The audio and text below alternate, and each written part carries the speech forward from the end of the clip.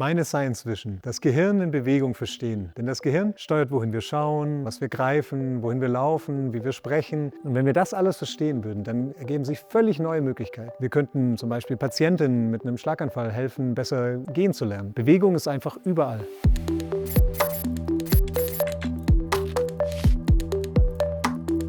Ich beschäftige mich in meiner Forschung damit, dass wir Hirnströme messen. Das ist die Spannung, die am Kopf wirklich angelangt.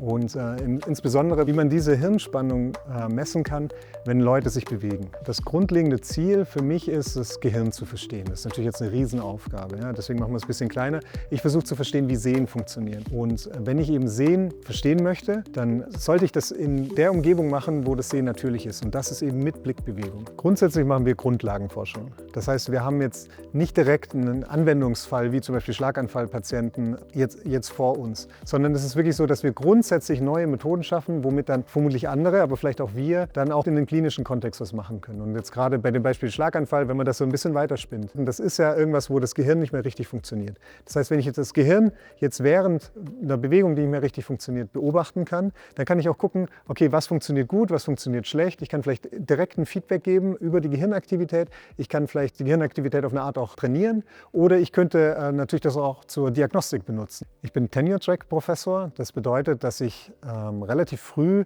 nach meinem PhD, nach einem kurzen Postdoc, anfangen durfte, hier meine eigene Arbeitsgruppe aufzubauen. Als Professor eigentlich vollständig zu arbeiten, aber ich habe quasi eine 6 Jahre Probezeit. Und die Idee ist, dass in Deutschland die Professuren sehr, sehr spät erst berufen werden. Der Durchschnitt ist, glaube ich, bei 42, 43 Jahren. Und dann ist der Tenure-Track eigentlich eine super Idee, dass man das vorzieht und sagt, okay, wir geben dir schon mal eine Stelle und dann hat man eben schon mal viel früher diese Sicherheit. Und hoffentlich bald steht es bei mir an, dass ich dann zum vollen Professor werde und das ist eine Lebenszeitprofessur. Ich habe eine sehr diverse Arbeitsgruppe in so ziemlich allen Dimensionen, glaube ich. Und die Leute kommen auch aus sehr unterschiedlichen Ländern. Also ich habe Leute aus Deutschland natürlich naheliegend, USA, China, Russland, Iran, Indien.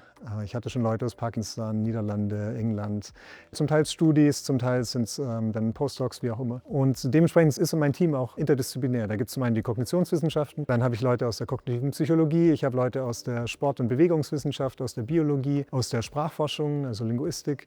Ich habe Leute aus der Philosophie. Es ist ein sehr, sehr buntes Team, wie gesagt, in allen Dimensionen. Für die Abschlussarbeiten, Bachelor und Master, da habe ich vor langer Zeit was Besonderes, wirklich Besonderes angefangen, sogenannte Thesis Art. Und da ist die Idee, ich nehme die Arbeit, ich nehme die Wörter, die die Leute wirklich in ihrer Arbeit geschrieben haben und designe oder gestalte künstlerisch daraus ein Plakat. Es gibt 2 Ausgaben, eine für die Studentin und eine für mich und die hängen dann alle bei mir im Büro. Und das ist dann mein Dankeschön an den oder die Studierende für ihre harte Arbeit, weil das fällt manchmal so ein bisschen unter den Tisch, aber das ist ja trotzdem, die investieren so viel Zeit. Ja, es ist ein schönes Projekt. Also ich persönlich fände es fantastisch, wenn ich akkurat beschreiben könnte, warum Leute irgendwo hingucken, warum Leute an manche Sachen länger oder kürzer hinschauen und das auch in wirklich dynamischen Umgebungen. Aber ich glaube, es ist eine ultimativ sehr schwierige Frage, weil sie halt sehr komplex, sehr situationsabhängig ist.